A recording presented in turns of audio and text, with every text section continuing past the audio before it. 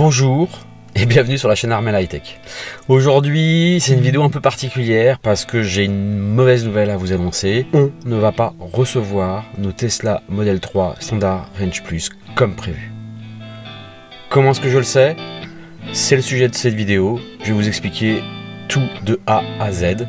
On se retrouve tout de suite derrière l'écran. Générique.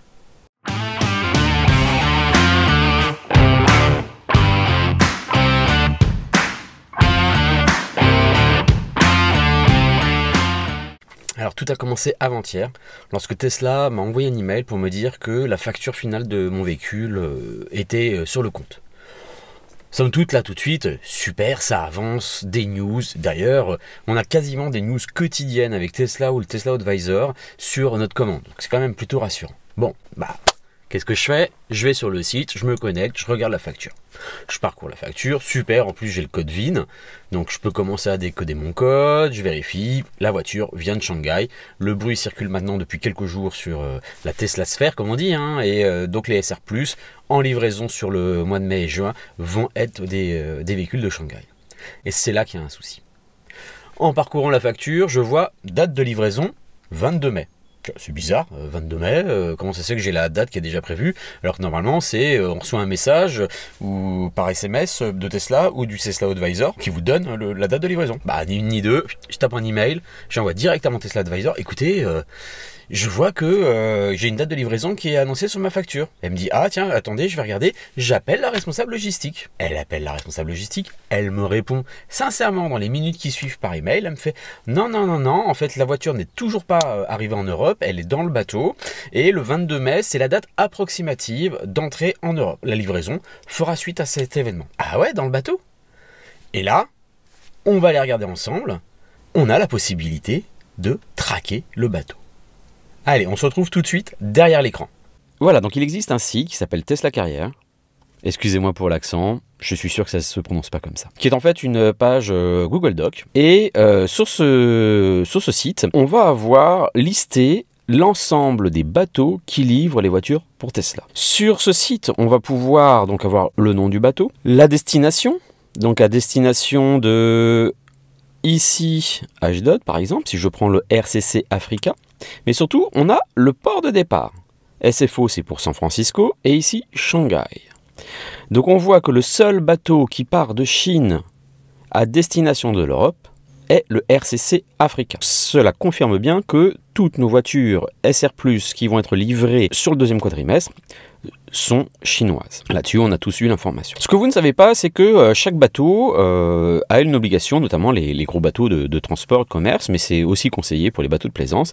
Ils ont ce qu'on appelle un MMSI. C'est un identifiant unique qui lie l'identification du bateau et son positionnement GPS. Ça permet avec ce MMSI de pouvoir communiquer et de localiser le bateau. Qu'est-ce qu'on a d'autre comme information? Donc on voit qu'il vient de Pyeongtaek et qu'il va à Exus. Exus, c'est le canal de Suez et qu'il est censé arriver au canal de Suez le 30 avril à 15 h. On va essayer de localiser maintenant le bateau et vous voyez qu'on a des liens et on peut aller directement ici sur le site. Donc on voit ici, on a le RCC Africa et actuellement le RCC Africa, selon ses dernières données GPS, se trouve au sud du Sri Lanka. Donc il est parti de Shanghai, il a traversé la petite péninsule entre la Malaisie et l'Indonésie. Et donc, qu'est-ce qui me fait dire et penser qu'on ne recevra pas nos voitures? C'est qu'il n'a toujours pas passé le canal de Suez.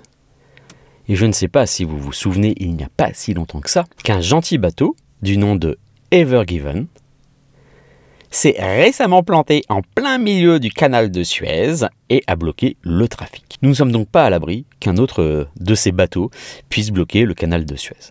Voilà, c'est un titre un peu putaclic, mais je voulais vous faire partager cette expérience avec ce site, car comme tous les autres possesseurs Tesla, voilà, on est un petit peu impatient. C'est vrai que sur toutes les autres voitures que j'ai achetées avant, ça ne m'est jamais arrivé de me dire mais où est la voiture, dans un camion, dans un train, etc.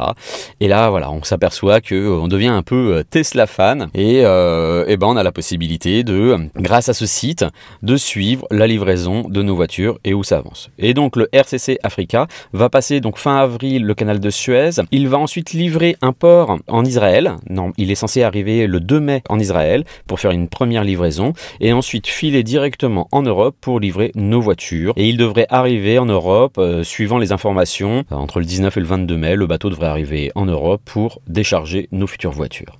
Donc ne vous inquiétez pas, enfin bon, on sait jamais, hein, mais normalement on va bien recevoir nos voitures. Et puis si ça vous intéresse, hein, vous pouvez aller voir tous les autres bateaux qui partent de San Francisco, qui vont venir aussi en Europe, hein, notamment pour les Long Range, les Sanzar Plus, les Model S, etc. Et puis voir un petit peu où est-ce que ces bateaux vont livrer les voitures Tesla.